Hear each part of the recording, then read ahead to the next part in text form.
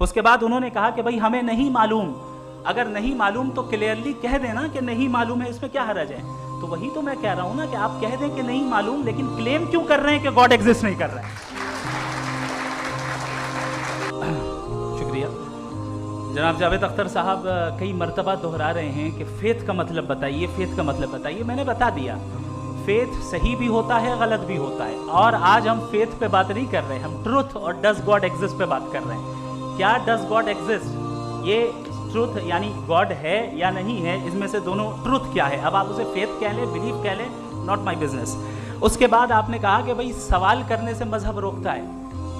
میں کہتا ہوں جو روکتا ہے وہ روکتا ہوگا، میں نہیں روکتا، بلکہ سوال کریں، سوال کرنا چاہیے۔ سوال کر کر کے تو ہم آگے بڑھتے ہیں، ترقی کرتے ہیں، اور اسی لیے میں آج یہاں پہ آیا ہوں۔ لیکن سوال صرف خدا سے نہیں ہوگا، آپ سے بھی ہوگا، سوال ایتھزم سے بھی ہوگا، سوال صرف مذہب سے نہیں ہوگا، سب سے ہوگا۔ اور آج میں سوال کروں گا اور امید ہے کہ آپ جواب دیں گے۔ ابھی تک آپ نے ویسے کانٹینجنسی آرگومنٹ کا کوئی جواب نہیں دیا۔ چلیں، آپ نے کہا یونیورس کے بارے میں ایٹرنل کیوں نہیں بول دیتے؟ یہ چونکہ لاجیکلی پاسبل ہی نہیں ہے کہ یونیورس ایٹرنل ہو۔ یونیورس ایک کانٹینجنٹ چیز ہے جو ٹائم اینڈ اسپیس کی پابند ہے، ٹائم اینڈ اسپیس سے باؤنڈ ہے۔ جو ٹائم اینڈ اسپیس سے باؤنڈ ہوگا وہ کانٹینجنٹ ہوگا، جو کانٹینجنٹ ہوگا وہ اس کی بگننگ ہوئی ہوگی، جس کی بگننگ ہوئی ہوگی وہ ایٹرنل نہیں ہو سکتا۔ یہ تو کامن سی بات ہے۔ آپ نے کہا کہ کسی مذہبی کتاب میں ڈائناسور کا ذکر نہیں ہے۔ افسوس کہ آج تک کسی میتھمیٹکس کی کتاب میں مجھے ڈائناسور کا ذکر نہیں ملا۔ تو اس کا مطلب میتھمیٹکس کی کتاب بیکار ہے؟ نہیں، اس کا وہ ٹاپک نہیں ہے۔ ریویلیشن کا اور مذہبی کتابوں کا ٹاپک یہ نہیں ہے کہ آپ کو آ کے بتائے سائیکل کیسے بناتے ہیں، یا آ کر یہ بتائیں کہ جو ہے ڈائناسور کب تھا۔ وہ تو مورالٹی سکھانے آیا ہے، گاڈ کے بارے میں بتانے آیا، نان فزیکل ریالٹی کی حقیقت کو سکھانے کے لیے آیا۔ ریلیجن سائنس کو روکتا ہے؟ نہیں روکتا، اگر روکتا ہے تو غلط کرتا ہے۔